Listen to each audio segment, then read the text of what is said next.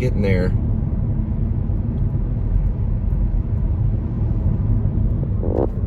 Looks like it's 86 degrees Fahrenheit. 213,000 miles, 550. That's on the odometer. It's May 17th of 2024. Weird. Grim Life Collective just now did a vlog about Eric Clapton's son. I was just thinking about it maybe 3 days ago or so. Or maybe a little bit longer, maybe a week ago. I don't know why I was thinking about it, because his son fell from 53 floors in New York City, but I thought someone should probably cover this. I didn't know he was buried in the UK, but I did watch it, and it's heart-wrenching. Here's a fact about Tears for Heaven, which is an Eric Clapton song. When I played the cook in Muta Courage, I came out whistling, and I had to come up with some kind of tune, and I was a fan of Rush, because I'm a big movie buff. I whistled that. I whistled the tune because it had just come out, and I wanted kind of an anachronism. And my director didn't say anything. Well, he was a high school drama teacher, but he didn't say anything. It was a UIL production of Muta Courage. I played the cook. I was thrown in that role. Now, Inglourious Basterds is good. I like it. I'm a big fan of Django. I thought that fit you very well, and you did very good in that role. The funny thing is about stealing scripts and finding ways to steal scripts. Django alone is probably worth bringing Oldman in and doing an audition battle for Gerald Oldmane III for Grace. Now, I am a bigger believer of love. I watched Lady Hawk today. Big fan of Lady Hawk. Matthew Broderick, pure genius. Although Matthew Broderick would probably not be brought into the audition. But pure genius, the whole thing. Rutger Hauer, what is that? Michelle Pfeiffer. John Wood would be brilliant. He'd be brought into the audition. John Wood would be. Very Shakespearean kind of thing. Even Sir Ian McKellen could be pitted against the two. But the problem with Oldman is that I have a special place. You can't even get his Facebook. You can't get Oldman's Facebook. I can't find it. Just I joined a fan group of maybe 20 or 30. There's probably more than that. And it asked me questions before it even let me into the fan group on Facebook for Gary Oldman. But I put down Sid and Nancy as the best film, I thought, at least. The one that, because I used to, this punk rock chick used to call me Sid, because we would watch it together. It's hard. This life is hard. Grace, aka Werevlog, at times it's a love and hate relationship. So today I'm waking up going, there's no way I'd embarrass myself. But what I think of, believe it or not, is Roddy McDowall from Fright Night, which I thought was, I always liked the original Fright Night. The original Fright Night, with that weird kind of suave vampire actor, borderline soap opera actor. Roddy McDowall, the reason I mention it is more of a strategic thing, not much as a character thing, okay? Because Roddy McDowall was playing a off-the-wall failed television star in Fright Night, if you've seen the horror film. This would be playing a popular, extremely popular YouTuber, which method acting. Now, I'm impressed on his career. I'm not going to say his name, but he studied with Stella Adler. He studied with Strasberg. He was very involved in opera, even thought about becoming an opera singer. He was found by a genius writer, and I did mention a few of the movies, but I'm not going to say anything because the role was written particularly for Gary Oldman. It was Gerald Oldmane III is the name of the. I'm not lying about it. It's not like I'm hiding that at all. I'd have to think about it, but it may require an audition because of Django Unchained. Because I saw Django. So it could, y'all might have to fight it out. But they're all in their 60s. 5416 2.6.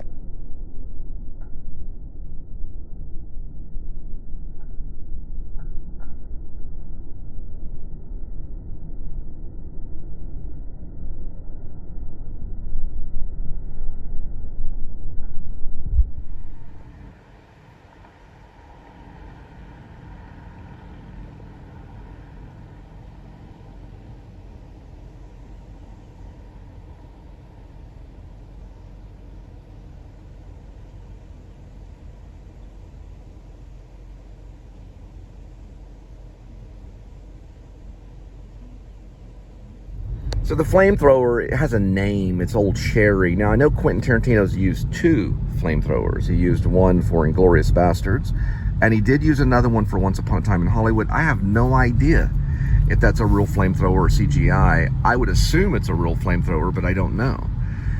But Old Cherry is not exactly a flamethrower if you read Grace, aka Werevlog.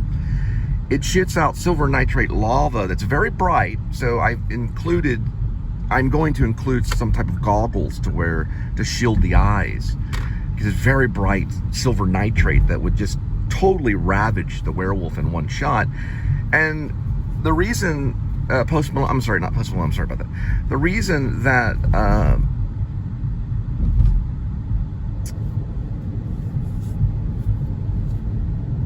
oh dear, give me a second. I hate when I forget a friend's name. Oh wow, what is that guy's name? It's based upon a friend I have named Scrow. Yeah, John Blacksmith. Yeah, the reason John Blacksmith is very easy name. It's easy to remember. I got to do this. The reason he has it is because he's scared. He's scared the werewolf will kill him. So this thing would just annihilate the werewolf. Because they really believe in these werewolves. I'll take pretty much anyone. Is it listening to me right there? There's a scene where they breach a gate in like an economy-size Uber car. This could be a pretty serious film. It's got specific plot stuff. The dialogue probably needs a little bit of brush up, but I can use the actors to help.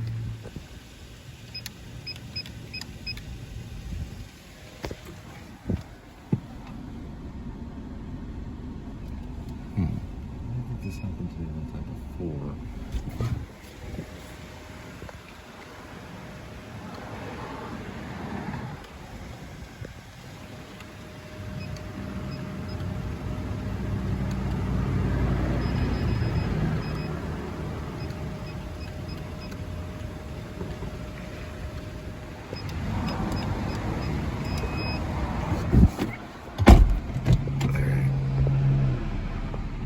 Anyway, back to the Old Cherry.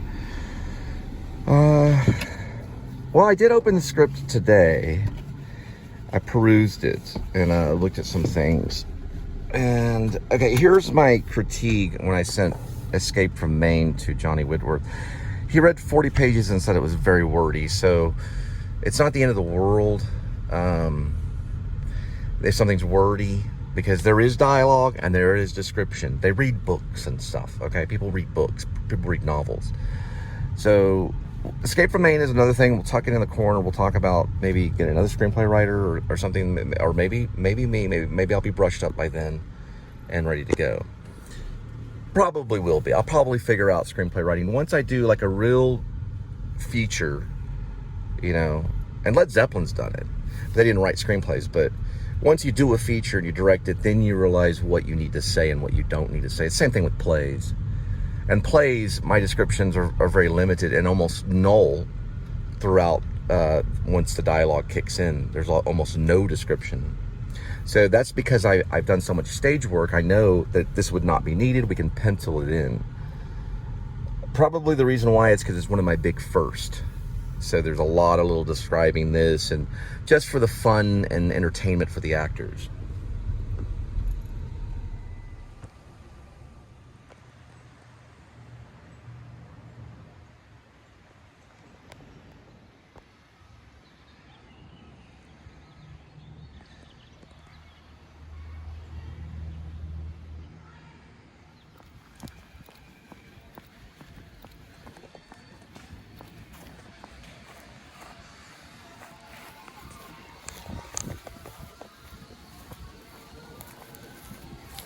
Hello? Hello?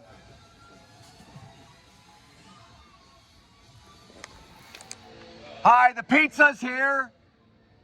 Can you hear me?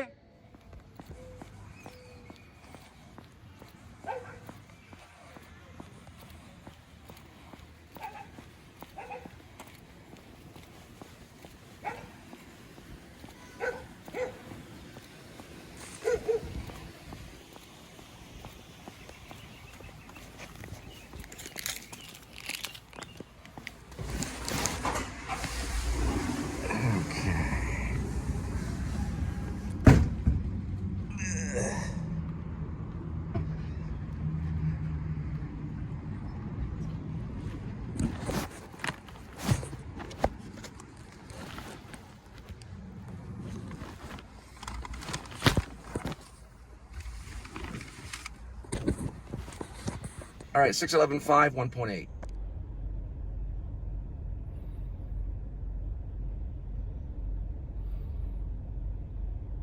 Yeah, they cleared the entire thing. That was once, and it's in my vlog, the Fort Worth Independent Administration building.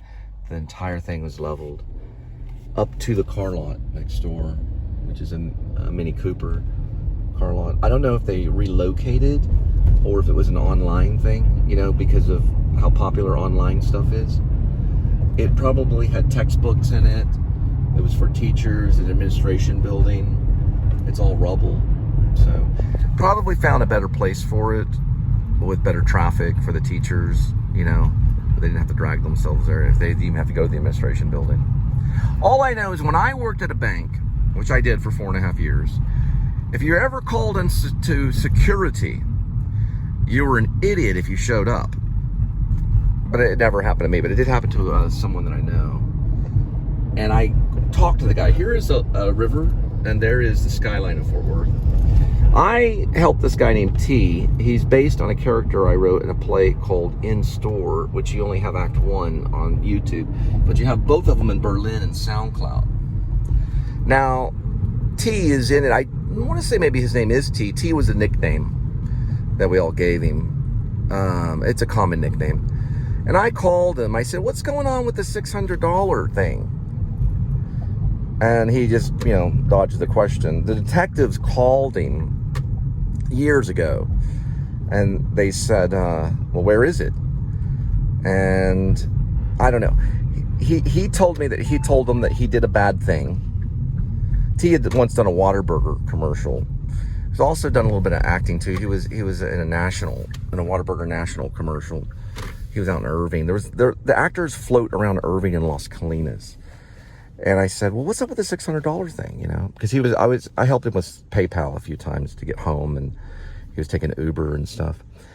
He said, well, I told him I did a bad thing. Oh. And I said, did you show up to security? And he said, no. So he just took it as a severance. But they'll get you, you know, whether the FBI goes that far for internal, you know, they might not, you know, and disgruntled employees takes $600 from a bank. But here's another thing too. There was a guy or a lady, it was a lady, I think, at a Home Depot. And she was counterfeiting money. And we're talking thousands and thousands of dollars over a long period of time. Somehow she was getting hold of the counterfeit money and replacing it in the registers of a Home Depot. And they did go after her. It was more than 600. We're talking about probably a few $100,000. Yeah, they did get her. But she had done it over a long period of time. So basically she was just putting counterfeit money occasionally into registers in a Home Depot. Where she was getting the counterfeit money, I don't know.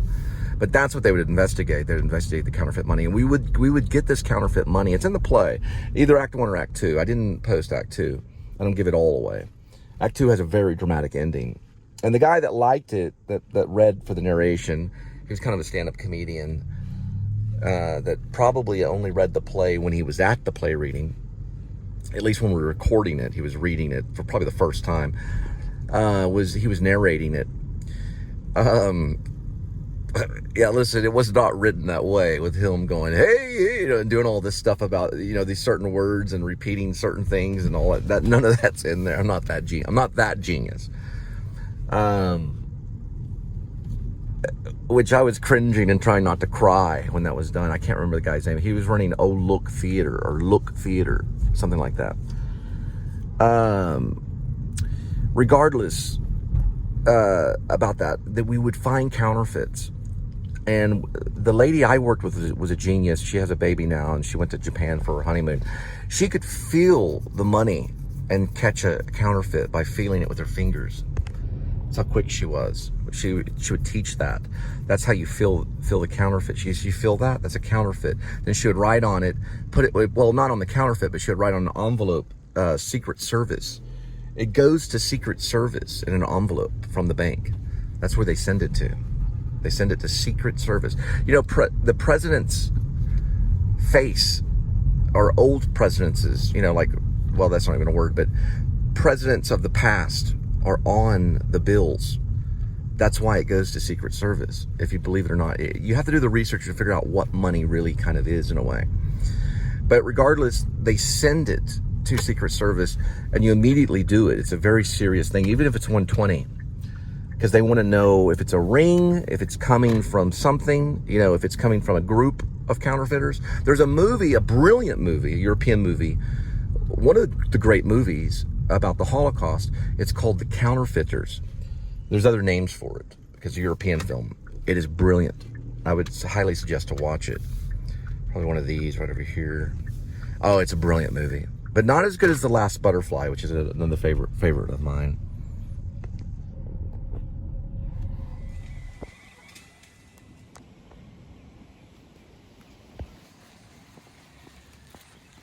(62911 4.1)